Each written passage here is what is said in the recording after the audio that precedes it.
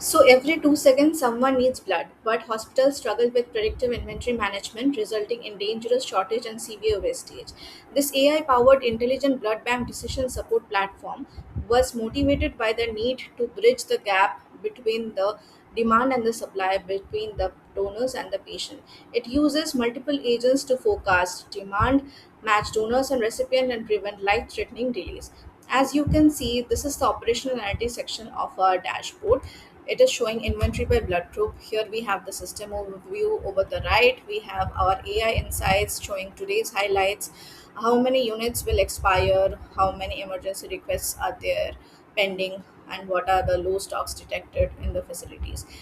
Taking into consideration everything, AI will recommend which blood group is in dire need for the urgent donor notification campaign. Now let's move on to the inventory. In the inventory, basically the end user can search for any blood group which are needed for them at that particular moment, and they can see in which facilities that blood group is presently available. So let's take into consideration the facility name which is present in and around Kolkata, West Bengal, India. So let me search with the facility name. It will show all the blood group which are substitutes as well as A positive blood groups present in this particular facility.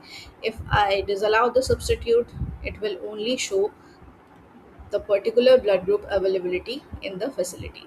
Now let's move on to the expiry and low stock. This particular table shows all the facilities having their blood stock less than the minimum threshold, and this particular table shows the facilities which have the blood stock who are nearing expiry. This expired status as well as the stock status all are updated through AI itself. Next, let's move on to the donor management. This is the life cycle of the donor management. This is a dashboard where the donors are listed with the eligibility status, again calculated by AI. The first step is to register the donor. Once the donors are registered, they will await their clinical assessment. For example, this user is awaiting their clinical assessment. Now we will do an eligibility check on this particular donor so that we can see if the donor is eligible for donation or not.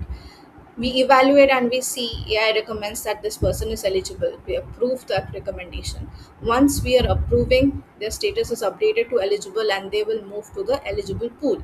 Now, eligible pool users are the ones who are awaiting to record their donation. Once we record the donation, this life cycle completes. Let's move on to the patients. In the patients overview, we have all the patients who are associated with the facility. This table shows the patient's name, the criticality. This is again deduced by AI based on what issues they are having, what problems they are suffering. And now let's move on to the patient details. Here we'll have the patient details along with the AI recommendation and request for blood. For example, this particular patient has thalassemia, and let's see what the AI recommends. If we click on this, the AI recommends that immediate transfusion is needed for this particular patient, and it is also saying that the additional along with the units which are found already, additional units needs to be sourced because the user has thalassemia, and also this particular problem needs to be attended frequently, so that's why it's suggesting this one.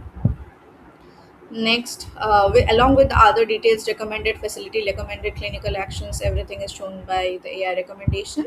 Let's move on to the blood request. In the blood request and allocation dashboard, we are able to see all the patients who are awaiting to receive their blood request or receive the blood based on the priority. So here in this active queue request, we can select the request ID and we can mark it fulfilled, and we can also see that if the particular requested amount of blood is not present in the facility, AI will recommend to notify donors, and if it's present, it will not recommend to notify the donor outreach.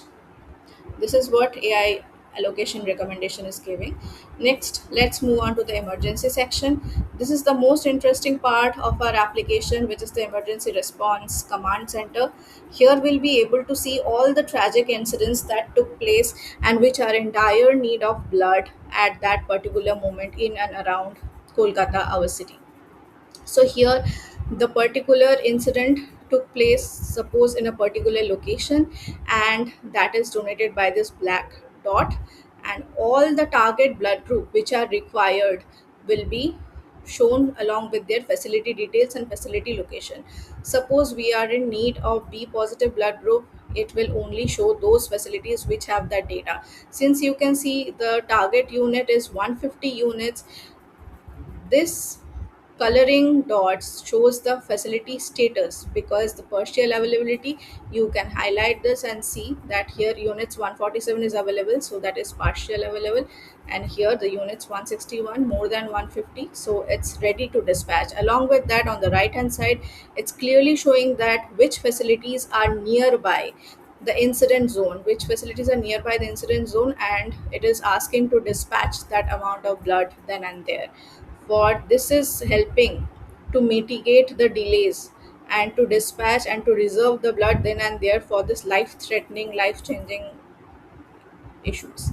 Now we have the AI assistant. Here what we can do is, you will ask questions, it will ask help for anything. Suppose you, any user or any end user is having any issues, any need of blood, you can ask and check whatever your queries are over here. Suppose we are asking that we have a massive hemorrhage patient requiring O negative blood at central hospital. Let's see what its recommendation is. It is showing that based on the request, it's an immediate transfusion is clinically recommended to stabilize the patient. Available units must be managed carefully. This is found, and the recommended facility is this. Because this facility can respond quickly, it has been selected as primary dispatch location. These are the recommendations. If we go to analytics, it will just show the analytics dashboard over here. This is it. This is basically mostly what the application does. Thank you.